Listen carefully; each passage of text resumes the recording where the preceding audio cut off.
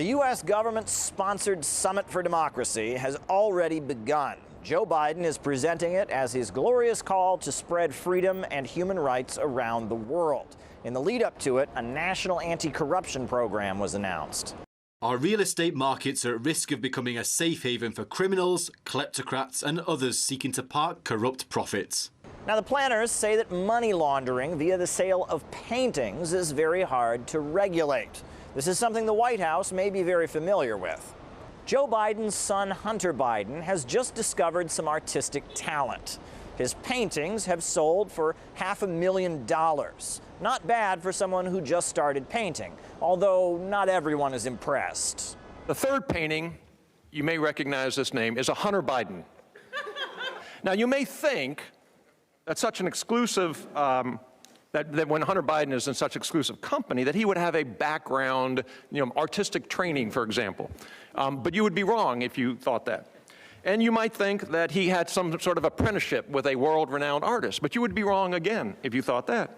Or perhaps that he has been selling his works for years, and again, unfortunately, you would be wrong. This is not just a Hunter Biden story. It is a Biden family story, and it's corrupt. And they're basically thumbing their noses at everybody because nobody seems to want to hold them into account. Hunter Biden is a jack of all trades, it would seem. He got paid $50,000 a month by Burisma Holdings, a company in Ukraine, even though he had never worked before in the gas and oil sector.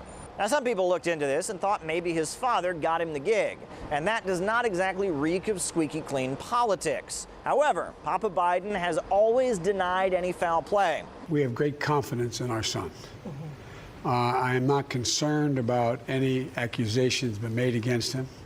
It's used to get to me.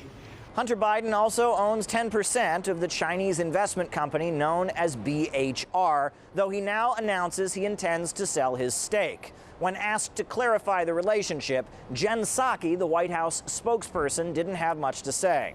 The president's son is not an employee of the federal government, so I'd point you to his representatives. Joe Biden just recently gave quite a bit of good publicity to Prodera Electric Bus Company. Now, it just so happens that Jennifer Granholm, who he appointed as Secretary of Energy, is a major shareholder. Given that status, the up to $5 million in value of investment that Secretary Granholm continues to hold in Prodera Inc. is positioned to increase in light of her personal and substantial involvement in an aggressive, wide-ranging and tireless public relation campaign to promote electric vehicles, batteries and charging infrastructure. With Joe Biden's democracy extravaganza kicking off, it's worth noting that recent polling data shows very few think U.S. democracy sets a good example. We decided to ask Americans how they view their national leaders. Do you think the American political elite is corrupt?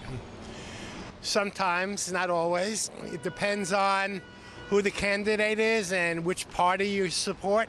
Yeah. Well, they're all serving their own self-interests, and they don't have the American people's interest at heart. Do you believe the corruption allegations against Hunter Biden? Yes. Tell me more.